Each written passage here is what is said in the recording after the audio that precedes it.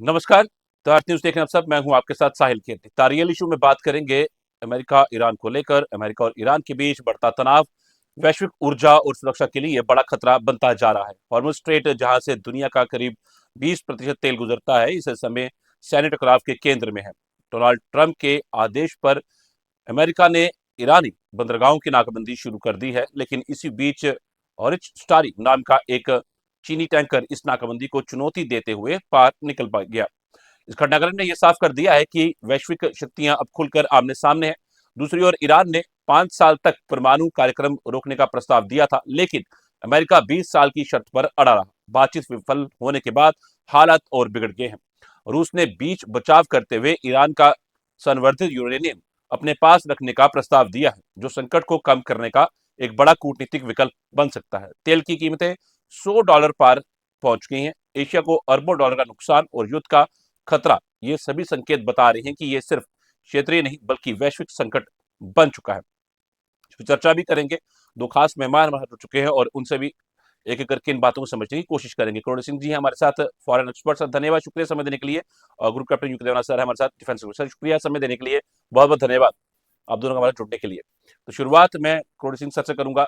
Sir, किस तरह देखते हैं आप आने वाला समय और बैठकों का दौर? भी उम्मीद लगाई जा रही कि हो सकता है, क्या इसमें भी कोई हल निकल पाएगा? देखिए साहिल, ये जो हालात बने हैं ये केवल पश्चिमी एशिया, इजराइल, अमेरिका और ईरान तक सीमित नहीं है। अलग अलग देशों की अर्थव्यवस्था है वो एनर्जी क्राइसिस की वजह से, फर्टिलाइजर क्राइसिस की, गैस क्राइसिस की वजह से अर्थव्यवस्थाएं आईसीयू में पहुंच गई हैं। और जी। साथ साथ ये जो संकट आया है लोगों को, आवाम को, हर देश में, तो उससे वहां की सियासत भी गर्मा गई है, क्योंकि लोग प्रोटेस्ट भी करना शुरू कर दिया है। तो पूरी दुनिया में एक तरह का अस्थायित्व है या बहुत ही हालात खराब हो रहा है। पूरी दुनिया इसको चाहती है कि किसी न किसी रूप में खत्म हो और कोई बातचीत का रास्ता निकले। ये पूरी दुनिया चाहती है। और ट्रंप का जिस तरह का दृष्टिकोण है उसमें दुनिया का कोई देश अब ट्रंप के साथ नहीं है। और ट्रंप अपने आप को जिस तरह से प्रोजेक्ट कर रहे हैं, उन्होंने एक तरफ तो जेसस के रूप में अपने आप को दिखाया है, उसको लेके काफी प्रोटेस्ट हो रहा है। फिर पोप ने भी ये कहा भाई शांति से रहो, जंग की तरफ मत जाओ, जो जंग करते हैं उनके साथ क्राइस्ट नहीं रहते हैं, जेसस नहीं रहते हैं।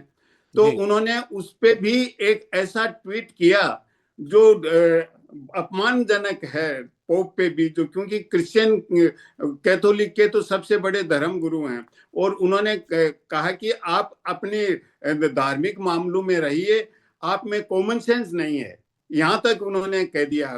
तो उसको लेके क्रिश्चियन कम्युनिटी भी नाराज है। और इटली की प्रधानमंत्री, उन्होंने तो यहाँ तक कह दिया ये अनएक्सेप्टेबल है ट्रंप के द्वारा कहना।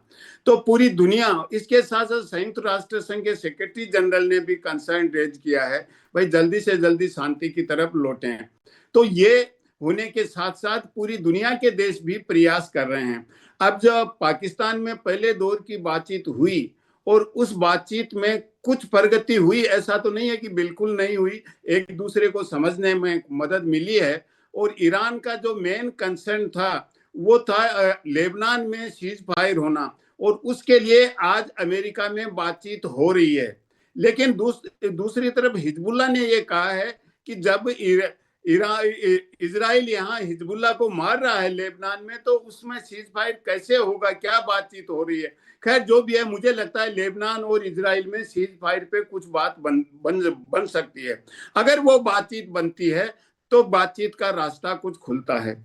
दूसरी तरफ पाकिस्तान, सऊदी अरब, और इन्होंने भी अपनी बैक चैनल डिप्लोमेसी ज्यादा एक्टिवेट कर दी है। तो हो सकता है 22 तारीख है इसका जो ट्रूस है, जो रोका हुआ है, उसको 22 तारीख को पूरे होने वाले हैं, और उससे पहले बातचीत का रास्ता निकले। दूसरी तरफ चीन भी बहुत एक्टिव हो गया है। चीन में स्पेन के प्राइम मिनिस्टर हैं, रशिया के विदेश मंत्री हैं, और जो यूएई के प्रिंस हैं वो भी वहां बीजिंग में हैं। तो वो भी मिलके ये प्रयास कर रहे हैं कि कहीं बातचीत का रास्ता निकले। तो चीन पहले प्रत्यक्ष रूप से इतना एक्टिव नहीं था, पाकिस्तान के एफर्ट्स का सपोर्ट कर रहा था, पाकिस्तान, सऊदी अरब और मिस्र और जी तुर्की जो प्रयास कर रहे थे उसका सपोर्ट कर रहा था, और सपोर्ट भी किया, ईरान को उन्होंने कन्विंस किया। लेकिन अब मुझे लगता है चाइना बहुत ज्यादा एक्टिव हो गया है, और अब लगता है वो चाइना के इनिशिएटिव से हो या पाकिस्तान के इनिशिएटिव से हो, मुझे लगता है जल्दी बातचीत शुरू होगी। अब आप कहेंगे कि ट्रंप ने ये होर्मुज में इस तरह का क्यों किया है। जी देखिए, ये एक अजीब स्थिति है, होर्मुज स्टेट की प्रॉब्लम है, ये युद्ध का कारण ही नहीं थी, ये तो युद्ध के कारण से उत्पन्न हुई है, युद्ध की वजह से उत्पन्न हुई है। और उसमें ट्रंप ने 10 दिन पहले देश के नाम जो संदेश दिया उसमें कहा होर्मुज स्टेट को खुलवाना हमारा कोई काम नहीं है, हमारा तो जीरो तेल आता है, जिनको जो प्रभावित हैं वो खुलवाएं। तो जिसने इतने इस तरीके से ब्लंटली मना कर दिया था, वो एकदम से इसमें रुचि कैसे लेने लगे, क्या राज है इसका।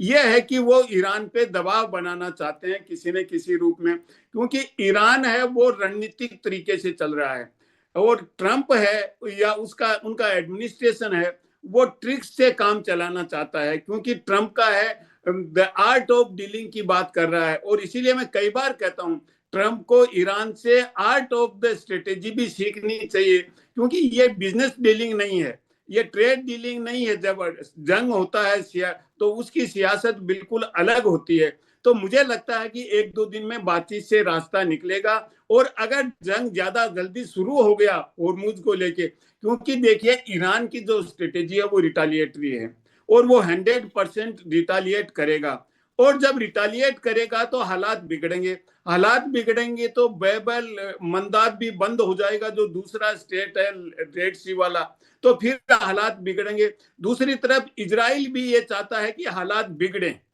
और उसको अमेरिका समझा नहीं पा रहा है। इजराइल ये चाहता है कि हालात किसी न किसी रूप में बिगड़े, तो हो सकता है कि इजराइल कहीं न कहीं स्ट्राइक करके हालात को और बिगाड़ने का प्रयास करे, क्योंकि इजराइल किसी भी रूप में विश्वसनीय नहीं है, जिसका पास्ट रिकॉर्ड है।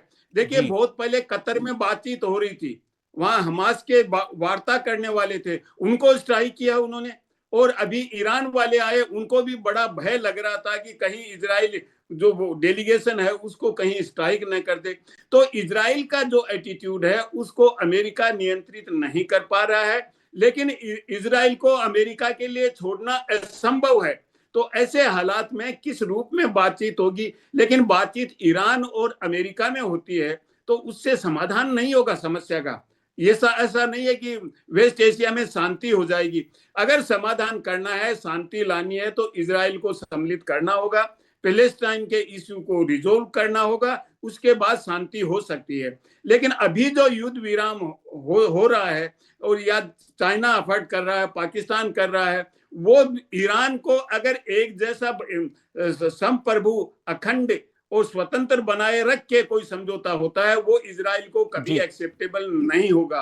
तो आगे कैसे बढ़ते हैं देखते हैं, लेकिन मुझे लगता है कि इस समय जो होर्मुज में कर रहा है अमेरिका, वो अभी दूर है। ईरान को उन्होंने किसी रूप में स्ट्राइक नहीं किया है, और ईरान ने भी अननेसेसरी रिटालिएट भी नहीं किया है। जी तो आगे देखते हैं किस रूप में होता है। मुझे लगता है कि ये ट्रंप की टैक्टिक्स है, वो ट्रिक्स चलते हैं, क्योंकि वो उनके पास रणनीति नहीं है। अगर रणनीति होती तो जब उन्होंने पहली बार स्ट्राइक किया था तो एक एग्जिट नीति भी रखते कि किस तरह हम एग्जिट करेंगे अगर वार में फंस गए तो। जी तो ये तो ट्रिक से ट्रंप चल रहे हैं, तो उससे अमेरिका का भी नुकसान हो रहा है, दुनिया का भी हो रहा है, और कोई रास्ता भी नहीं निकल रहा है। तो मुझे लगता है कि बातचीत 22 तारीख से पहले हर हालत में शुरू होगी, किस रूप में होगी अभी ये कह नहीं सकते। ओवर ठीक है साइड। सर, मैं दोबारा करूंगा आपका, मैं group captain UK Devnath sir का रुख करूंगा। सर, नाकेबंदी पर अमेरिका और अंतर्राष्ट्रीय समर्थन नहीं मिला है, कई यूरोपीय देशों ने नाकेबंदी में शामिल होने से इनकार भी किया है।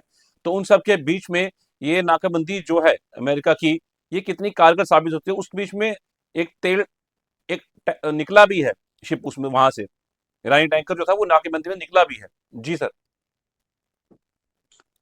साहिल जी, देखिए, विडंबना देखिए कि कुछ समय पहले अमेरिका और पश्चिमी देश सोच रहे थे कि किस तरह से स्ट्रेट ऑफ हॉर्मुज को खोला जाए। अमेरिका ने तो नेटो को देशों को इनवाइट भी किया था कि नेवी को भेजो, हम सब मिलकर स्ट्रेट ऑफ हॉर्मुज को खोलेंगे। और आज वही अमेरिका स्टेट ऑफ हॉर्मुज को बंद करने की कोशिश कर रहा है। जी। जहां तक ईरान की बात है, ईरान किनको रोक रहा था ये समझना पड़ेगा। ईरान सब देशों के जहाजों को स्ट्रेट ऑफ हॉर्मुज में रोक नहीं रहा था। नंबर एक, ईरान जो अपने मित्र देश हैं, चीन, नॉर्थ कोरिया, जी। रूस, भारत को भी, पाकिस्तान को भी, इन देशों के जहाजों को जाने दे रहा था ईरान। दूसरी बात है, ईरान दूसरे देश जो कि थोड़ा बहुत ईरान के सपोर्ट में बयान देते थे, या दूसरे देश जो थोड़ा बहुत अमेरिका के खिलाफ बयान देते थे, ईरान उनके जहाजों को भी जाने दे रहा था। स्पेन के जहाज को जाने दिया, मैं एग्जांपल दे रहा हूं, फ्रांस के जहाज को जाने दिया। ईरान रोकता किनको था? ईरान रोकता था उन देशों के जहाजों को, जैसे कि इजराइल, अमेरिका, एकदम नहीं जाने देना। और कुछ ऐसे दुनिया में देश हैं जो कि ईरान के खिलाफ हैं थोड़ा बहुत और अमेरिका के साथ हैं थोड़ा बहुत, लेकिन ईरान उनसे टोल टैक्स लेकर उनको जाने देता था कि ठीक है, थोड़ा थोड़ा हल्का फुल्का दुश्मन टाइप दोस्त है, लेकिन जाओ, टोल टैक्स पे करो और जाओ। तो ईरान किसको रोक रहा था? प्रैक्टिकली अमेरिकन और इजरायली शिप्स को रोकता था। अमेरिका का जो अप्रोच है ये बड़ा ही अद्भुत है। कहाँ तो स्ट्रेट ऑफ हार्मुज को खोलने की बात हो रही थी, अब अमेरिका ने स्ट्रेट ऑफ हार्मुज को बंद कर दिया है। बिल्कुल। ये कि जो भी शिप ईरान से कच्चा तेल लेकर आ रही है उनको नहीं जाने देगी। और अमेरिका अभी कह रहा है कि हाँ, अगर दूसरे जो गल्फ स्टेट हैं, Iraq, Kuwait, Abu Dhabi, UAE, Oman, वहां से अगर कच्चा तेल लेकर आ रही है तो अमेरिका की नेवी उनको जाने देगी। तो ये बड़ी अद्भुत सिचुएशन है। ईरान से कौन देश कच्चा तेल लेते हैं? भारत ने अभी एक आध बार लिया है थोड़ा बहुत। हम याद कर सकते हैं 2019 के बाद से भारत, अमेरिका के सैंक्शन लगाने के बाद से भारत ईरान से कच्चा तेल नहीं लेता था। लेकिन पिछले 40 दिन में, पिछले एक हफ्ते में कम से कम 2 या 3 जहाज कच्चा तेल लेकर ईरान से कच्चा तेल लेकर आए हैं। ईरान का ज्यादातर कच्चा तेल तो चाइना लेता था। तो अब सवाल ये है, क्या अमेरिका चीन के या भारत के जहाज को रोकेगा समंदर में? तो बड़ी अद्भुत स्थिति डेवलप हो जाएगी। ऑलरेडी रिपोर्ट्स आ रही हैं कि अमेरिका ने चीन के 2 जहाजों को बाहर निकलने से मना कर दिया। तो चीन की सरकार ने कह दिया है बयान में कि अमेरिका चीन के जहाजों को स्ट्रेट ऑफ हार्मुज में ना रोके। साहिल जी, ये समझना पड़ेगा कि स्ट्रेट ऑफ हार्मुज में अमेरिका का कोई भी जहाज नहीं है। अमेरिका की नेवी की हिम्मत नहीं है कि वो स्ट्रेट ऑफ हार्मुज में चले जाएं। तो अमेरिका की नेवी क्या कर रही है? वो है तो अरब सागर में, है तो स्टेट ऑफ ओमान में, ईरान से 1000 किलोमीटर दूर, क्योंकि वो ईरान की मिसाइलों से डरते हैं। तो जब कोई जहाज कच्चा तेल लेकर ईरान से आता है, जैसे खड़ग आइलैंड से कच्चा तेल भरता है चाइनीज शिप, और वो स्ट्रेट ऑफ हार्मुज से निकलकर ओमान की खाड़ी में आता है, फिर फिर अरब सागर में आता है, तो अमेरिका की नेवी उनको वापस जाने के लिए बाध्य कर रही है, इंटरसेप्ट कर रही है, और बोल रही है कि शायद हम जरूरत पड़ने पे तुम्हें बोर्डिंग भी करेंगे और अरेस्ट करके तुम्हें ओमान के किसी पोर्ट में ले जाएंगे। मेरे ख्याल से एक फ्लैश पॉइंट अमेरिका तैयार कर रहा है। मेरा अंदाजा ये है कि कल या परसों तक यूनाइटेड नेशन में चीन और कुछ दूसरे देश भी, हो सकता है भारत भी, इस मुद्दे को रेज करे कि अमेरिका कैसे रोक सकता है स्ट्रेट ऑफ हार्मुज को। यही अमेरिका कुछ दिन पहले बोल रहा था कि ईरान अंतर्राष्ट्रीय मैरीटाइम कानूनों का उल्लंघन कर रहा है एक जलडमरू को बंद करके, जी। कि अनक्लॉज के जो लॉ हैं, अनक्लॉज के जो बाई लॉज हैं, वो ऐसा परमिट नहीं करते हैं। सच बात थी। तो कुछ पैनलिस्ट तो ऐसा ही कर रहे थे कि ऐसे करने पर तो दूसरे देश भी अपने अपने यहाँ जो जल डमरू हैं, दुनिया में 9 से ज्यादा जल डमरू हैं, उसको बंद कर सकते हैं और बोलेंगे कि टोल टैक्स दो। तो बात यह है कि आज की तारीख में वही अमेरिका कैसे समुद्र में दादागिरी कर रहा है, जो अमेरिका आज कर रहा है इंटरनेशनल वाटर में, ये भी अनक्लोज के नियम का उल्लंघन है। जी साहिल जी। बिल्कुल, बिल्कुल सर। सर मैं करूँगा दोबारा आपका, मैं करूँगा करोड़ी सर का। अच्छा सर, जो बैठक होने वाली है तकरीबन 8:30 बजे होगी, लेबनान में और अमेरिका और इज़राइल के बीच में, अमेरिका के अंदर वाशिंगटन में। सर मार्को रूबियो भी उस बैठक में मौजूद होंगे। पर इस बैठक के अंदर क्या हिजबुल्लाह पे कोई बात बन पाएगी? देखिए, हिजबुल्लाह को लेके नहीं बने, लेकिन ये बन सकती है कि इजराइल स्ट्राइक करना बंद कर दे। ये इस पे बन सकती है और उसी की ज्यादा संभावना है। और जब लेबनान में जो स्ट्राइक कर रहा है इजराइल, वो हिजबुल्लाह को ही कर रहा है। तो लेबनान में स्ट्राइक करना इजराइल बंद कर देगा तो हिजबुल्लाह अपने आप फ्री हो गया है कि हिजबुल्लाह पे अब अटैक नहीं करेगा, क्योंकि इजराइल का जो मेन टारगेट है वो तो हिजबुल्लाह ही है। जी। लेकिन वो पूरे लेबनान पे को भी टारगेट कर रहा है, लेबनान की कैपिटल पे, सिविलियंस को। और बहुत ज्यादा लोग हैं वो डिस्प्लेस्ड हो गए हैं, सीरिया चले गए हैं बहुत से लोग, मिलियन लोग से भी ज्यादा हो गए हैं। तो ऐसे हालात में अगर सीज फायर बनता है तो ईरान की जो एक कंडीशन है वो पूरी होती है। हिजबुल्लाह को निश्चित रूप से इजराइल फिर से टारगेट करेगा, कभी भी कर सकता है, कभी भी वो सीज फायर तोड़ सकता है। क्योंकि गाजा का सीज फायर है वो भी अभी तक सीज फायर नहीं है, जिसको आप और हम सीज फायर कहते हैं। मैं उसको कहता हूँ लेस फायर है, सीज फायर नहीं है। अगर सीज फायर होता तो 700 से ज्यादा लोग मर गए हैं, हर रोज वहां कोई न कोई लोग मरते हैं गाजा में, तो इसका सीज फायर तो नहीं है वो। तो इसी तरह से इजराइल हो सकता है कि सीज फायर के बाद भी वहां हिजबुल्लाह को टारगेट करता रहे, लेकिन एक फॉर्मली ऑफिशियली सीज फायर पे बातचीत बन जाएगी और ईरान को जब अगली बात होगी तो ये कन्विंस कर लेंगे कि देखिए, हमने हिजबुल्लाह को अमेरिका और ईरान बीच में नहीं आए, लेकिन अलग तरीके से हमने सीज फायर कर दिया है। तो दोनों साइड में एक तरह की विन विन सिचुएशन बन जाती है बातचीत को आगे बढ़ाने के लिए। और नेक्स्ट अगर दूसरी बातचीत होगी उसमें भी मुझे नहीं लगता कोई ज्यादा समाधान होगा। लेकिन ये सबसे बड़ी प्रॉब्लम है, ये मैं अभी भी कह रहा था कि अमेरिका के पास कोई रणनीति नहीं है, ट्रिक्स हैं। और अगर रणनीति होती तो अब जैसे अफगान इस्लामाबाद की बातचीत आगे नहीं बढ़ी, वहां पे जेडी वेंस वापस अमेरिका गए तो उनको अपनी नेशनल सिक्योरिटी काउंसिल की मीटिंग बुलानी चाहिए थी, स्टेट डिपार्टमेंट के ऑफिसर से बातचीत करनी चाहिए थी, पेंटागन वालों से करनी चाहिए थी। कुछ नहीं, ट्रंप ने अनाउंस कर दिया कि हम तो होर्मुज को ब्लॉक करेंगे, वहां ब्लॉकेड लगाएंगे। तो इस तरह का जो एटीट्यूड है, इस्लामाबाद जो ग्रुप आया उसमें स्टेट डिपार्टमेंट्स का नहीं थे, उनके जो विटकॉफ हैं वो स्टेट डिपार्टमेंट्स के नहीं है, वो तो एडवोकेट हैं, रियल एस्टेट का धंधा करते हैं और ट्रंप के जवाई हैं, कुशनर उनके पार्टनर हैं। तो उन लोगों को लेके बातचीत करें तो ये मुझे लगता है कि ट्रंप है वो हर चीज उन्होंने पर्सनलाइज कर दी है। ये अमेरिका की हम कहते हैं कि एक परिपक्व प्रजातंत्र है। परिपक्व प्रजातंत्र में कुछ रूल्स होते हैं, रूल्स बेस्ड ऑर्डर होता है, इंस्टीट्यूशंस होते हैं, जी। इंस्टीट्यूशंस को कंसल्ट किया जाता है। इसमें कांग्रेस कोई कॉन्फिडेंस में नहीं लिया पूरे पूरे वार में।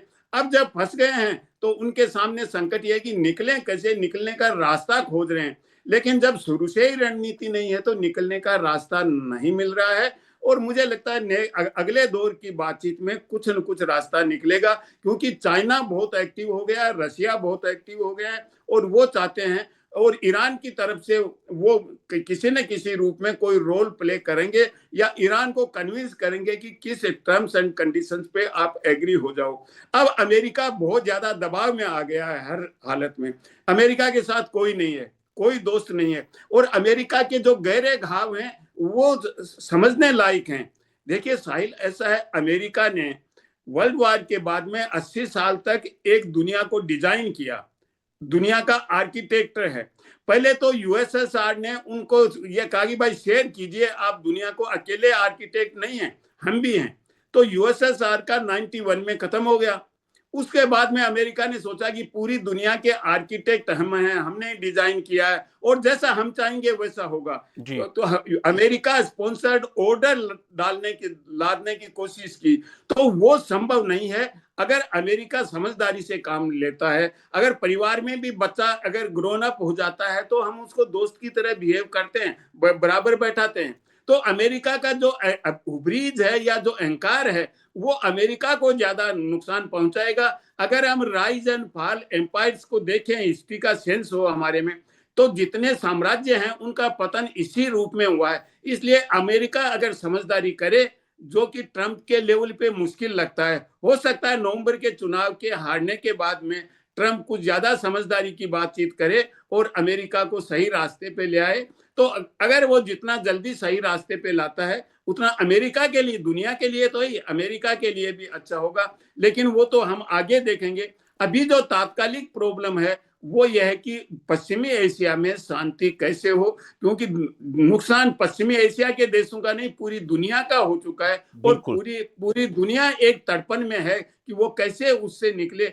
पूरी दुनिया, हर देश परेशान हो रहा, चाहे वो अफ्रीका का हो, लेटिन अमेरिका का हो, यूरोप का हो, और एशिया तो निश्चित रूप से परेशान है ही। तो ऐसे हालात में आगे बातचीत कैसे बढ़ती है, मुझे लगता है कि कोई सकारात्मक परिणाम दूसरे दौर की बात में निकलेगा। कोई समझौता नहीं होगा, उसमें भी कुछ सकारात्मक होगा, कुछ कदम आगे बढ़ेंगे और फिर हो सकता है सीज फायर को 22 से और एक्सटेंड कर दें, जिसको मैं ट्रूस कहता हूं, सीज फायर नहीं है, तो उसको 22 से फिर थोड़ा एक्सटेंड कर दें और फिर बातचीत शुरू हो। लेकिन जी फाइनल जो रिजोल्यूशन है, पूरी पीस स्टेब्लिश नहीं होगी। लेकिन ईरान से अमेरिका निकलना चाहता है, और इतना ही अमेरिका चाहता है, अमेरिका शांति नहीं चाहता, अमेरिका इतना ही चाहता है कि फंस गए और उससे निकलें कैसे, एक बार निकल जाए अमेरिका। और ये ट्रंप मान के चल रहे हैं कि मेरे को तो फंसा दिया पहले, और दो जगह वो फंसे। पहले तो 11-12 फरवरी को नेतन्याहू गए थे वहां पे व्हाइट हाउस में, जी तो उन्होंने, मोसाद ने, सीआईए ने प्रेजेंटेशन दिया कि हम ईरान को किस तरह से 1-2 दिन में खत्म कर देंगे, और उसमें कुछ विवाद के बाद में सहमति बन गई कि प्रेसिडेंट ऑर्डर देंगे और खत्म कर देंगे ईरान को। वो हुआ नहीं। दूसरा, ट्रंप ने फिर कहा कि मेरे को 4 लोगों ने फंसा दिया है, उसमें कुशनर और विटकोफ जो उनके दूत हैं मिडिल ईस्ट के लिए, रूबियो हैं वो उनके विदेश मंत्री हैं, और हेगसेथ हैं वो उनके वार मंत्री हैं। तो इसीलिए अभी जो डेलीगेशन भेजा उसका लीडर उन्होंने वाइस प्रेसिडेंट को बनाया, उनमें से किसी को नहीं बनाया कि कुछ रास्ता निकले। तो अमेरिका के लिए सिर्फ निकलना है, उनको पूरी शांति नहीं चाहिए वेस्ट एशिया में, ओवर जी साइड। ठीक है sir. Sir UK Devnath sir, रूस ने ईरान का संवर्धित यूरेनियम जो है वो अपने पास रखने का एक प्रस्ताव दिया है। एक क्रेमलिन प्रवक्ता है, उन्होंने ये बात रखी है सामने, ये ऑफर दिया है, उन्होंने कहा है कि ऑफर खुला है, लेकिन अब तक इस पर कोई ठोस कार्रवाई नहीं हुई है। ये प्रस्ताव संभावित अमेरिका ईरान परमाणु समझौते का हिस्सा भी माना जा रहा है। इसको आप किस तरीके से देखते हैं सर? साहिल जी, अच्छा वाया मीडिया है। दो तीन चीजें जरूरी हैं इसके लिए। पहले तो अमेरिका और इजराइल की तरफ से एक हिंट आना चाहिए कि अगर ऐसा किया गया तो वह इसको अलाउ करेंगे, और उसके बाद भविष्य में वह इस मुद्दे को और मुद्दा नहीं बनाएंगे। जी दूसरी चीज, अमेरिका और इजराइल को फिर प्रॉमिस करना पड़ेगा कि अगर ऐसा किया गया तो भविष्य में बस 2 वो मिनट में कर रहा हूँ, तैयार हूँ। जी ईरान के कर रहा ऊपर हूँ। कोई हमला नहीं करेंगे। तीसरी चीज है कि ईरान जो है वह भी इसके लिए राजी हो कि रशिया उसके यूरेनियम को रख सकता है। चौथी चीज ये है कि रशिया भी राजी हो कि वो ईरान के यूरेनियम को रखने के लिए तैयार है। पांचवी और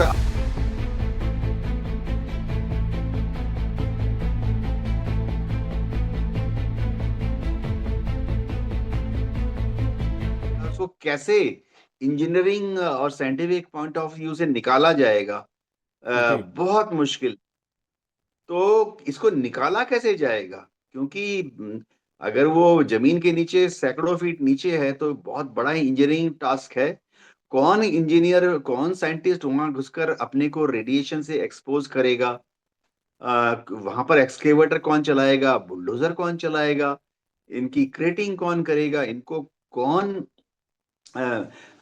खींच खांच के बाहर निकालेगा?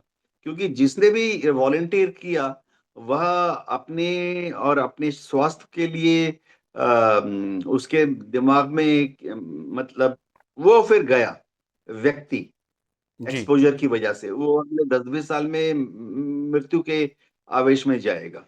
जी। ठीक है सर, धन्यवाद सर जुड़ने के लिए। आपका हमारे साथ काफी अहम बातें रखी हैं आपने, तो साफ कुल मिलाकर बात रखी जाए तो हॉर्मुज़ स्ट्रेट का ये संकट अब सिर्फ अमेरिका और ईरान तक सीमित नहीं रहा, बल्कि पूरी दुनिया इसकी चपेट में आ चुकी है।